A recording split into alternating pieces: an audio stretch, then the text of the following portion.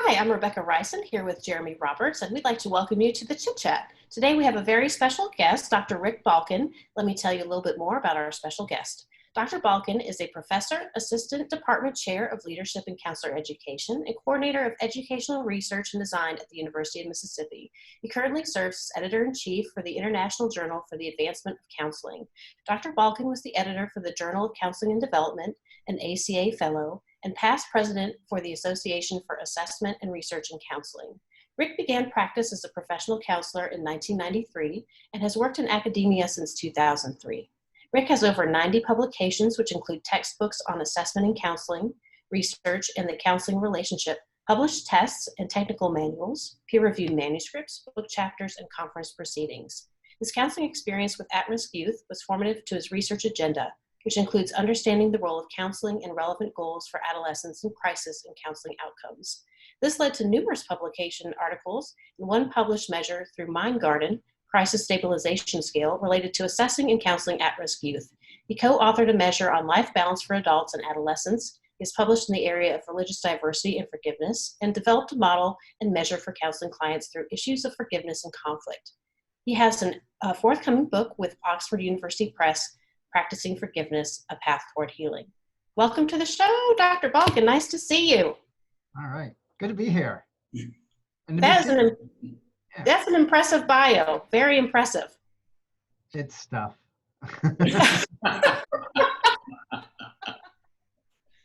Well, we appreciate you being here, and we're excited to talk to you. And let's just kind of start off talking about you. We know that you have a lot of experience as a counselor. So did you always want to be a counselor? We'd love to hear more about your career development. Totally stumbled into it. I was going to be an English teacher. Okay. Oh. And I'm in my senior year doing my student teaching, and I'm thinking to myself, maybe I can do this for 2 years and I'm done. It was a lot of work. Mm-hmm. And some of the work I enjoyed, and some of it I didn't. You know, when you teach, you know, some subjects like math, you know, you're looking at the answers provided, and then, you know, they got it right or they got it wrong, and then you can look at the corrections. But when you grade English, when you say to a student, turn in your journal, and you're reading the journal, and you're commenting on the journal, and you got 150 of these, it's a lot of work, you know. And you know, teachers work their tails off. I mean, they really do. And I could see it. I could see the burnout with it. And I was like, am I doing what I really want to be doing? And so I thought about, you know, going to get my master's degree. And I was like, oh, I'll get my master's degree in English. And then I woke up one night, I was like, what am I going to do with a master's degree in English? And I realized I would teach. And I'm like, well, that's not helping me much. And I thought, well, you know, what do I enjoy about teaching? I enjoy the interaction with adolescents. And so I thought, well, who does that? School counselors do that. So I walked up to my student teaching supervisor one day and I said, what do you think about school counseling? And he looks at me, eyes wide open. He's like, you'd be wonderful at that. It was almost to say, please don't be an English teacher. Go do that. You know, I think he sensed it and I sensed it, and, you know, he was just, but he was just like, yes, you know, that is you. And so I applied to the master's degree program in school counseling at the University of Missouri-Columbia, went straight through bachelor's to master's, and finished my master's degree in school counseling in December '92.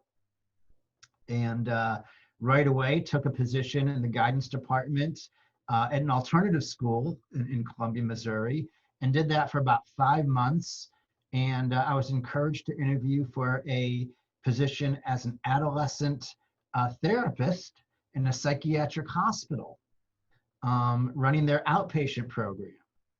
And I'm like, wow, I could work with adolescents doing all the things I love to do, and that's what I would be doing, you know, for that. And I I got that position, and for 7 years, I worked at a behavioral health hospital, mostly with adolescents, but also mixed in some geriatrics, adult psychiatric, and adult chemical dependency. And I did that for 7 years until I went and got my doctorate. And I thought I was going to get my doctorate and become a clinic director. That was the goal. And I started down this path with research. I had some great research professors. And they're like, you get this. I'm like, why do you think that? They said, because you do.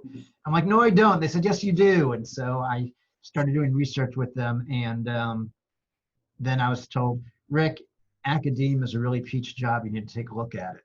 And so here I am. Oh, wow. Well, and with the, you mentioned wanting to be an English teacher and the writing aspect of things. You write all the time in your position, in addition to the other things that you do. So.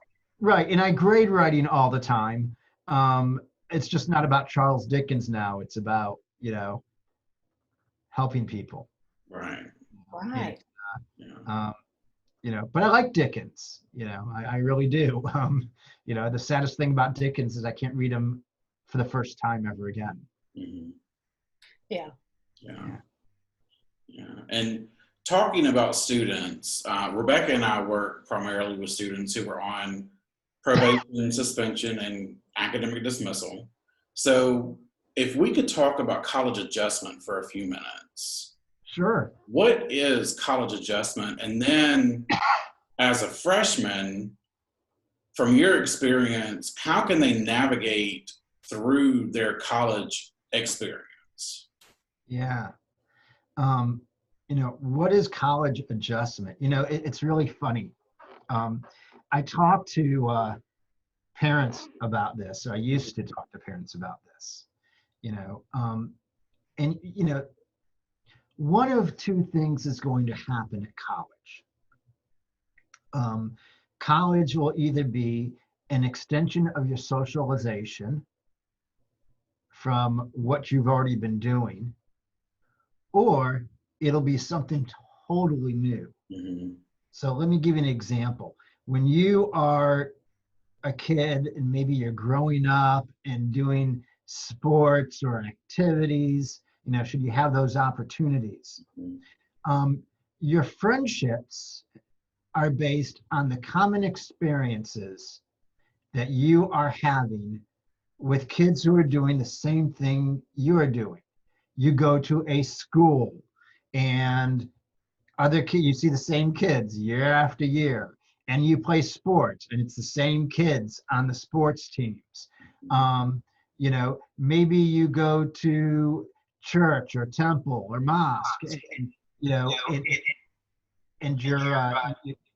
doing these activities with the same kids year after year. When I went to religious school, it was the same kids year after year. Right. Nobody moved, and you were together. And so, when I worked with teens who struggled with addiction, one of the biggest points of contention was getting them to change their playmates and playgrounds. Mm-hmm. They'd say, I can't change my friends. We've been through so much together. All right. It was never about abstaining from drugs. Yeah, I can give up drugs. I can't give up my friends. Mm-hmm. But your friends do drugs. Mm-hmm. You will do what your friends are doing. Right. But that was the hardest part. So then you're going to go to college. And not to knock the Greek system has its points and they do good things, but, I can't speak for today, but when I was in a fraternity, I pledged. And I'm in this fraternity with a bunch of guys I don't know. Mm-hmm. And what does pledging do? Pledging engages you in rituals to give you a common experience that everybody else has experienced that binds you together. Right. Mm-hmm. Right. That's what pledging is. And we all know the house secrets, and we've all done these rituals, and we know these things. And now you're a brother or a sister, and welcome, you're in the group. You have this common experience. Or you're living in the dorms. You don't know anybody. Mm-hmm. maybe a handful of people that you went to school with who happen to be at the same university, maybe not. And you're having to now develop friendships, not based on common experiences, but based on the quality of the person that you're meeting. And that's an entirely different experience. So what experience do college students have? It depends. Mm-hmm.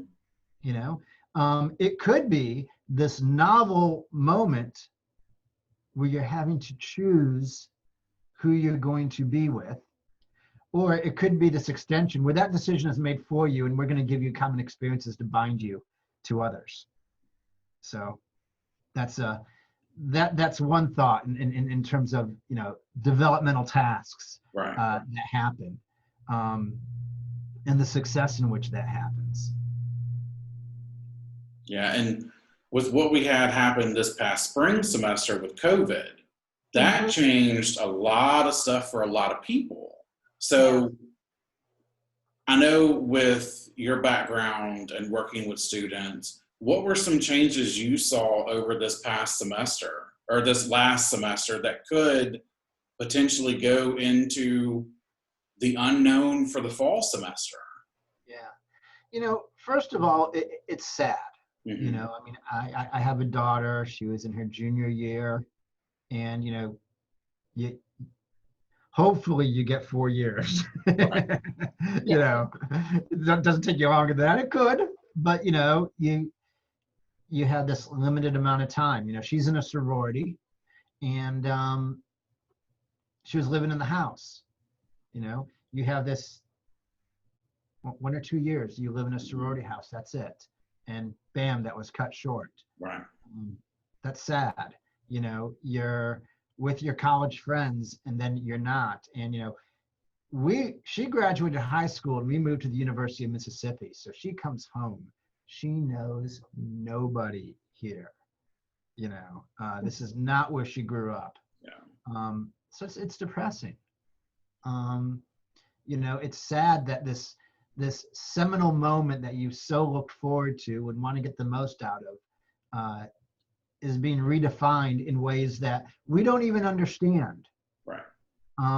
You know, it's not like, you know, there's a manual of how to negotiate through this. We don't know what the effects are going to be. You know, Yeah. And just thinking too, like with the process of, you know, Jeremy and I will work with a lot of students on academic probation. And so even in a normal, whatever normal is, normal, I don't know if normal really exists, but, you know, a typical year without COVID can be so anxiety provoking for anybody. So if somebody's winding up on probation, that's especially stressful for them. Then you have COVID come into play, and then that just makes everything so stressful. I guess in terms of the probation dynamic, and of course defined by GPAs less than a 2.0, but in terms of the probation student population, do you have any advice for them and how to navigate college, especially college during a pandemic? I mean, one thing I would say is monitor your mood. You know, depression is real.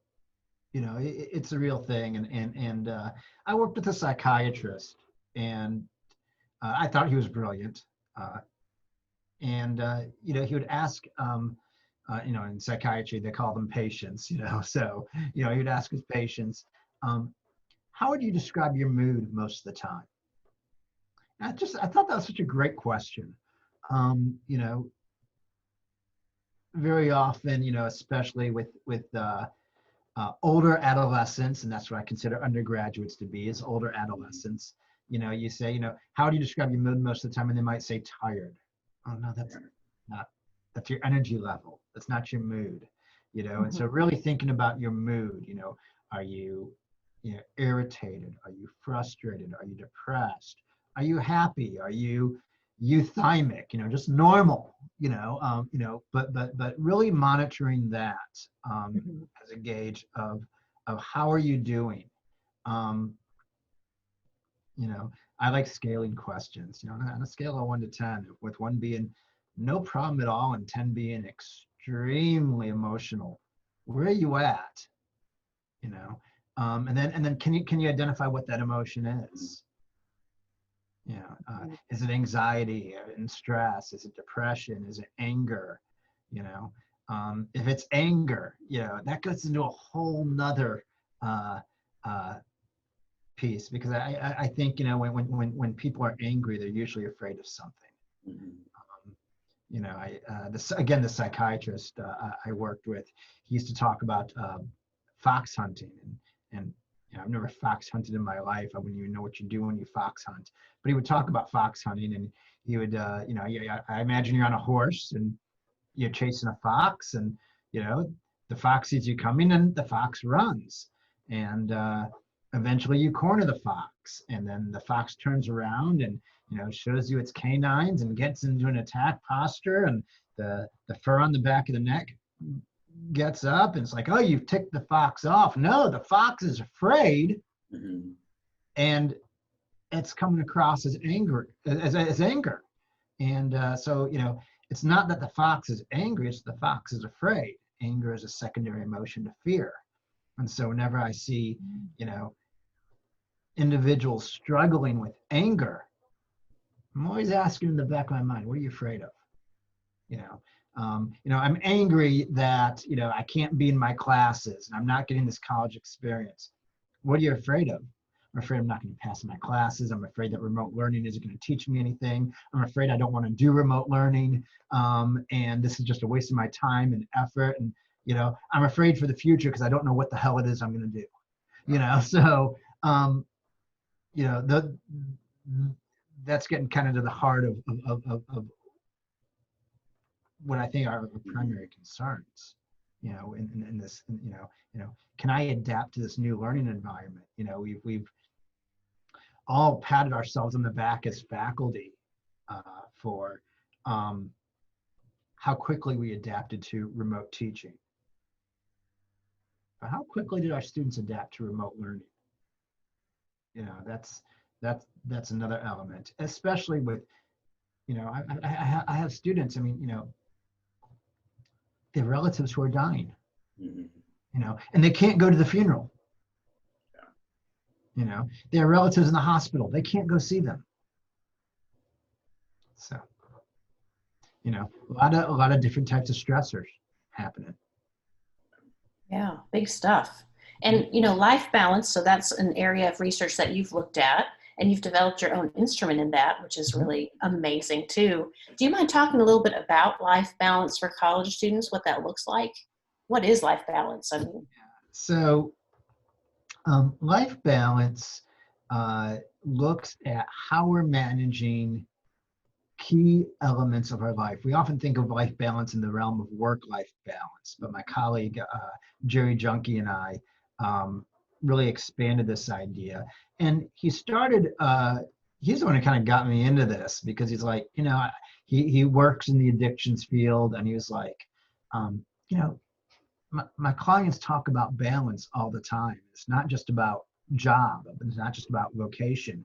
You know, it's about balancing all these elements in their lives, their relationships, you know, their activities, their work, you know. And so we developed, I don't know, I mean, it was like around, it was over 100 items that we developed, and we wanted to see what stuck, what would stick, what would differentiate people in terms of life balance. And it came down to 10 domains. I don't know that I'm going to be able to list all 10, because I don't have them in front of me, but I'll give it a shot. But we have positive orientation. And positive orientation, we initially thought we were going to be measuring something like depression, but it wasn't depression. It was, depression is part of it, but it was this idea of, are you optimistic about your life and the future? You know, the sense of optimism. You can imagine people who are depressed aren't very optimistic about their life in the future, Mhm. because they're depressed. mhm. You know, uh, you know, kind of, you know, so it's this idea of positive orientation that's kind of looking at optimism, and you know, that people who have good, strong life balance have an optimistic attitude about what's happening and what hopefully will happen. Global health, which is just what it sounds like. It's, you know, how's your health? You know, do you have a lot of medical problems? Or are you a fairly healthy person? Are you exercising regularly? Are you concerned about your health? About your physical health. And so global health was one. Stress, anxiety. People with good life balance have decreased stress, decreased anxiety in their life. Substance use. People with good life balance don't abuse drugs and alcohol. It's okay if you're going to say, hey, on the weekend I'm going to go out and have a few drinks. You're not abusing it. People aren't saying, I think you have a problem. You're not thinking you have to cut down. And so, we're talking about that responsible use. Sex and intimacy is an important element of life balance. We need to have that in our life. We need to feel that we are connected with our partner. Friendships was a domain. So beyond that interpersonal connection with your partner, do you have other people that you reach out to? Spirituality was a component. And that doesn't mean that you have to be a spiritual person to have good life balance, but for a lot of people, that was important. What was more noteworthy was that when people were, that life balance wasn't necessarily impacted if you had a strong sense of spirituality, but if you had spiritual beliefs and they did not bring you comfort, that was a problem, and so it's just being comfortable with where you are in that process. Not necessarily that you're a deeply spiritual person, but being comfortable where you are. Career satisfaction was a domain. And so, if you think about how much time we spend at work, people who are unhappy with their job are really, it's such a large percentage of the time that we spend. So let's see here. See if I've hit everything. Probably missing a couple right off the hand, but I think I've given a pretty good overview of the elements of life balance. Sure. Well, I think that's so helpful for people to know about, because sometimes people get that feeling, okay, something's off. They don't necessarily know what that is in their life. But that's kind of a way to look at things and go, oh, well, this is maybe what's causing some stress. It's this area in my life, or this area is impacting other things. And of course, with the pandemic, the orientation, the positive orientation that you talked about, I could see how the pandemic would impact probably every area of somebody's life in so many different ways. So. Not even just, I mentioned, being able to, grieve, when some, being able to be present when somebody's ill, but also being able to celebrate, I have a cousin who had his bar mitzvah and did it online. Mm-hmm. Not the party he was expecting, and we have these pictures of what we expect as things are going to be like, and unfortunately, it wasn't that. It's not that it wasn't special, but it was special in a very different way. Mm-hmm. Yeah, and from the parent side of things, with the change of everything that's going on, what you were just talking about, you didn't expect this to happen like this, and you being a parent of a college student, what advice do you have for them to not only help their student, but make sure their student succeeds? I don't know that there's any I don't know if there's anything I could say that's like, oh wow, so I should talk to my kid. Really? Yeah, that's fascinating. I didn't think of that. Mm-hmm. But checking is important, and I think especially with young adults,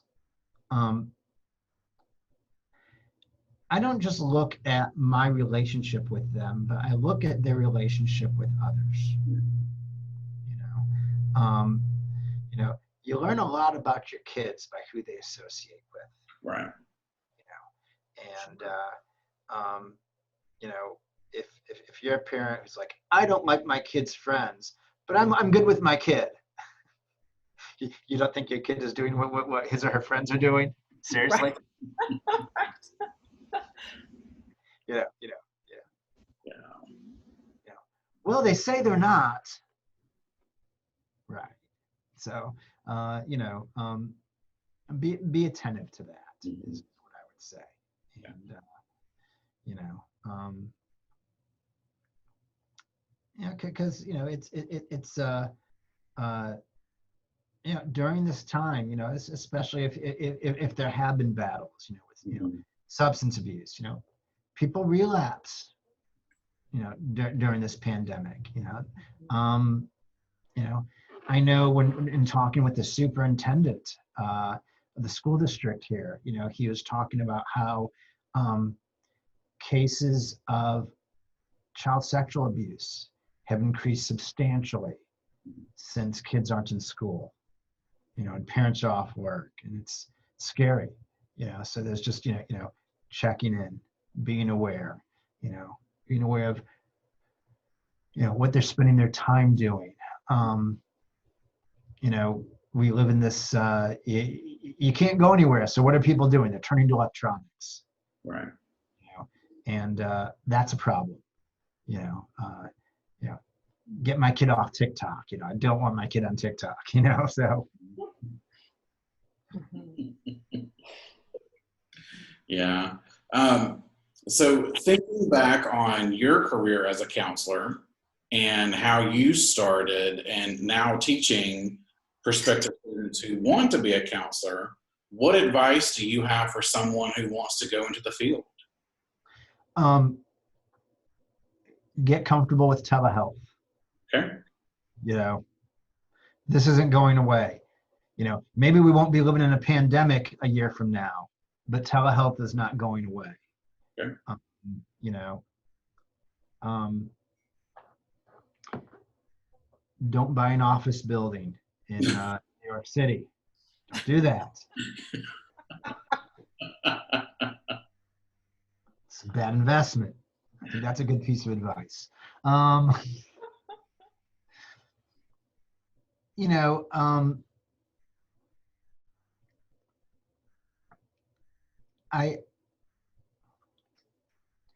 the biggest advice that I have for future counselors is really this. We often want to approach counseling as a skill. And with skills, you can acquire them, you can teach them, you know. But if you go throughout most of your life and you don't have good relationships with people, don't become a counselor. You know, no client is going to say to you, you know, wow, when you asked me the miracle question, that was amazing. Or when we went over my treatment plan and discussed my diagnosis and my objectives, that, oh, I loved signing the treatment plan. And that diagnostic label changed my life. You know, who knew I had an adjustment disorder and I could file that on my insurance, you know, and they would pay for it. That's amazing. No one's ever thanked me for any of those things. They've always said, thank you for understanding. It was nice to get this out. You know, I appreciate you. You know, it was always relational, you know, not technique oriented. And there's research that supports that, you know. So it's really funny when students come in their first semester and they take the theories class and they all do the same thing. They take the theories class, they get bombarded with like 10 different theories, you know, and then at the end of the semester, they write a paper talking about the theoretical orientation that they've never used yet. But darn it, this is the one that resonates with me. Then they get in their skills class and are told to use the theoretical orientation that they've never used before, and they don't even know if it works. And then, doggone it, by the time you're in practicum and internship, you better be using this theory that you wrote about in your theories class, and identifying what really? So what I tell students is you're going to write you're going to be told that this class is really important. And it's going to be the basis on what you do. And I'm going to tell you that your theory will change. How you do counseling now is going to be very different from how you're doing it 5 years from now and how you're doing it 10 years from now. All right. So this isn't locked down. All right. And it's not even the most important thing that you do. The most important thing that you do is you relate to people. So I have a martial arts background. I've been doing Taekwondo since 1977. I started teaching Taekwondo in 1983 when I was in high school. And what's really interesting about it is I used to run a Taekwondo school. I ran one in Columbia, Missouri. And I was working on my master's degree in school counseling. And one of my Taekwondo students says, I need to talk to you. And I'm talking to her, and she says, she tells me that she's being sexually abused by her father. So the first disclosure I get in this, the first time I have to deal with this, isn't in my office, as a clinician. It's as a Taekwondo instructor, and I'm not even a mandated reporter. I don't even know what to do. I knew I needed to call my supervisor. I called my school counseling supervisor, he's not liable for this. This is happening outside of school. But I call my school counselor. I'm like, what do I do? He's like, you call the abuse hotline, and he walks me through it. And at the end of our conversation, he says, congratulations. I said, what? He says, congratulations. I said, what do you mean congratulations? He says, she chose you. Mm-hmm. She told you, And so, believe me, when I teach Taekwondo, I wasn't thinking about what counseling principle am I employing here? What theoretical orientation am I using? What techniques am I doing? Teaching martial arts, all right? But it was the relationship that brought about this experience, not the technique, and certainly not the theory. Yeah. Wow.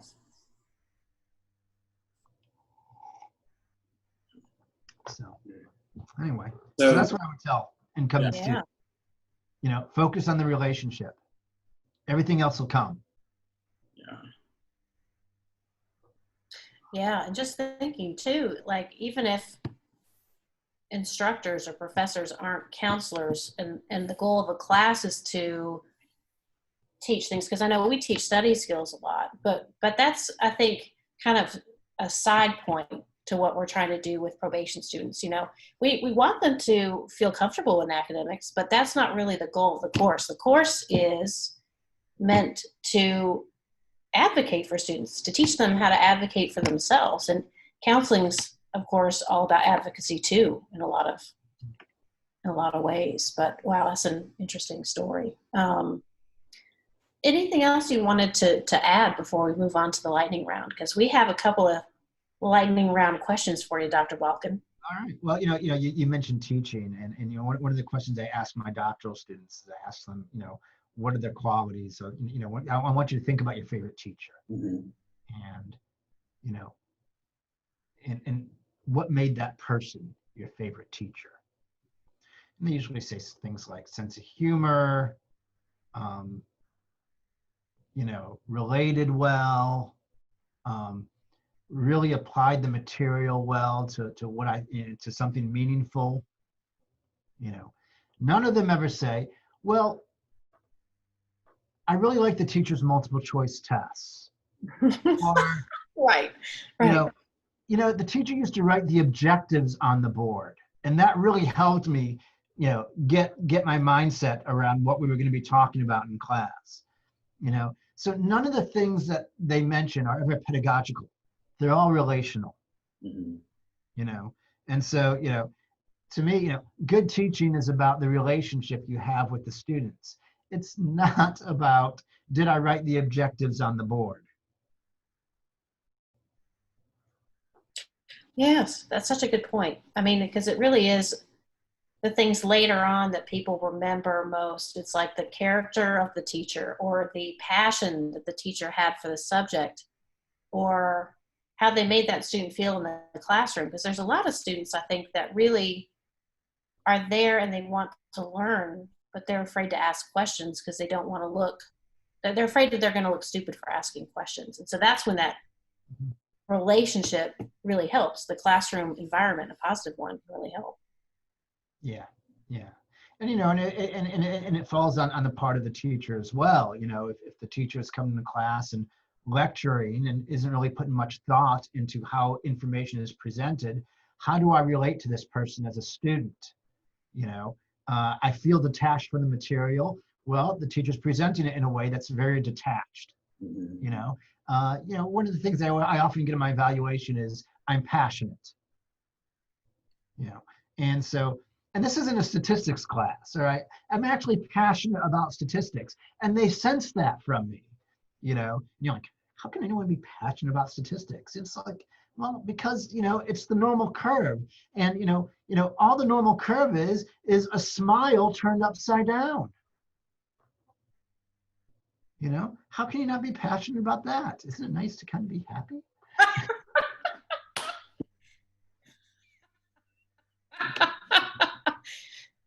That's great. I think that will definitely make people think differently about statistics if they're a little afraid of it. If they just think happy thoughts, that really helps the process out. Just turn that normal curve upside down and you'll be happy. That's fantastic. So getting into lightning round questions, we like to ask our guests some lightning round questions about their college experience. All right, bring it. Okay, so tell us about your freshman year of college. What was that like? I was introverted. I was shy. I was insecure. And the thing that I wanted most about college was to start over and get away from this person who I perceived myself to be in high school. And wherever you go, there you are. And so I think as a freshman, I cared so much about what others thought of me. Um, and I did not think well of myself. And so other people did not necessarily think well of me. And it took me 18 months, took me a year and a half to come into my own and figure things out. And then I did. It started my sophomore year, but it really took me going, I don't care what other people think of me anymore. I don't care. This is the person I'm going to be. And when I made that decision, and I remember making that decision, I remember waking up in my bed, just going, F it, and I went back to school with that attitude. And it helped. It dramatically changed how I socialized, who I socialized with, the friendships that I valued. Was a good thing. So, I operate off a theory of discomfort. Mhm. We all change when we get uncomfortable. You'll shift in your chair if you're uncomfortable. But how much are you really willing to take until you change?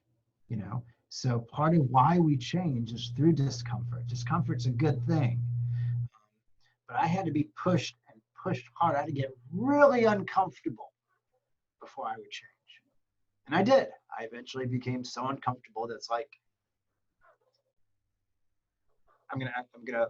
It's what Jeffrey Kotler refers to as quantum change. You know, those moments in your life where, you know, you don't have a lot of life-changing events. You don't have a lot of them, but you know the ones that you do. This moment, you know, that's the quantum change. Yeah. Did you have any mentor or professor that really inspired you during your undergraduate career, or even just your career in general?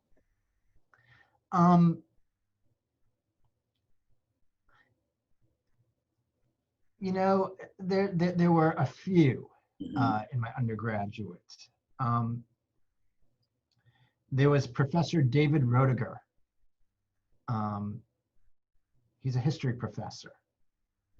And I sat 2 or 3 rows from the front, and I asked questions in his class.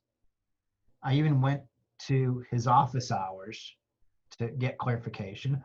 I ended up earning a B in his class. And he asked me to to register for a seminar he was doing on slavery in the United States. And here I am, I'm not an A student, I'm a B student. And he totally reached out and dug my energy and asked me to take the seminar with him. And I did. It was phenomenal. It was the most phenomenal class. And, you know, this is what, 1987, 88, something like that, you know. And, you know, he's this long-haired professor with this earring. And, you know, you didn't wear an earring back then. You had to be pretty cool to wear an earring. And it's like, tell me about the earring, because you only wore it in your left ear. You know, you only wore it in one ear. And it's like, oh yeah, when I got tenured, my wife told me to not take myself too seriously and to get my ear pierced. You know, Okay. and you know, I thought to myself, if I ever become a teacher, that's the guy I want to be. Yeah. Another guy was Professor John Roberts, who taught intro to poetry. And he walked into class and he said, "My name is Professor John Roberts. You can call me Professor Roberts. My wife doesn't call me Professor Roberts, but she should."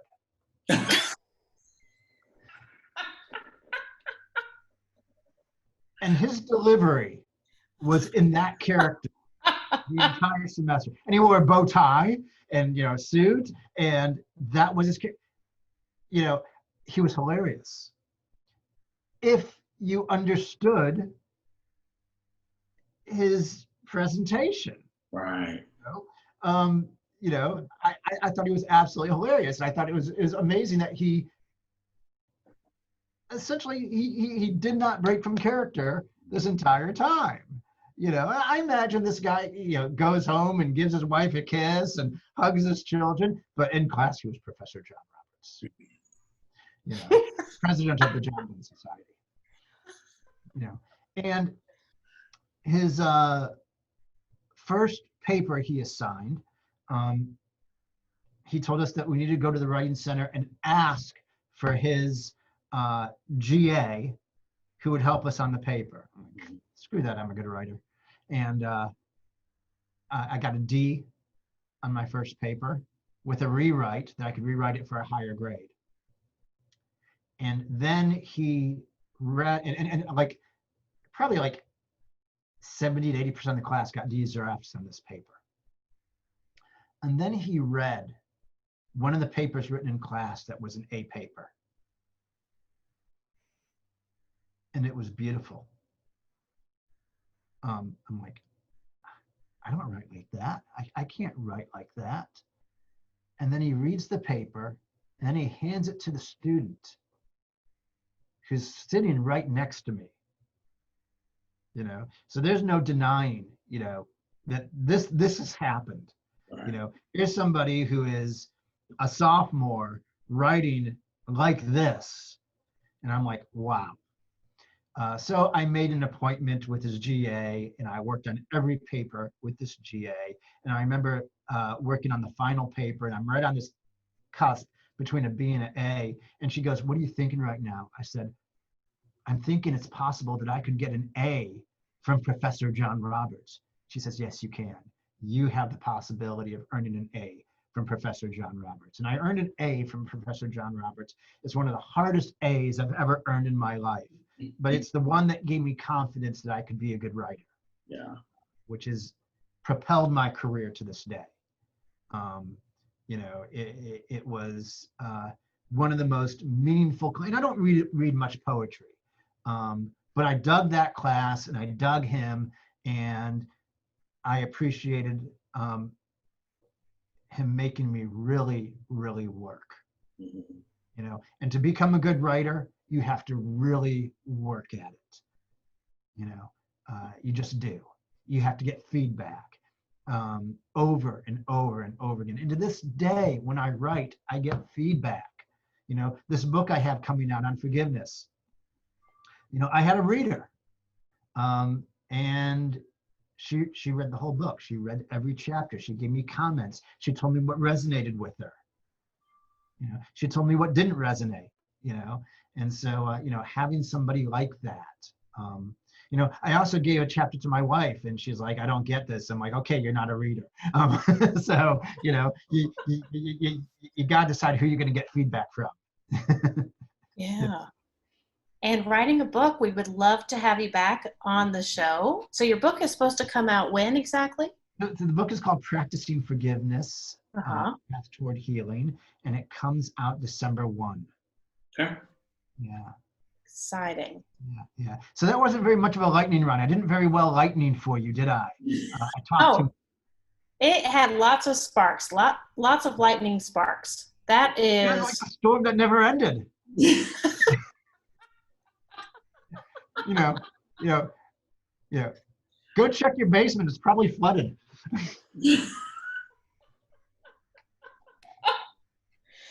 Well, we sure do appreciate you joining us, and we know that your book is going to be fabulous, and you also make such a huge impact here on campus. So thank you for all of your hard work and dedication.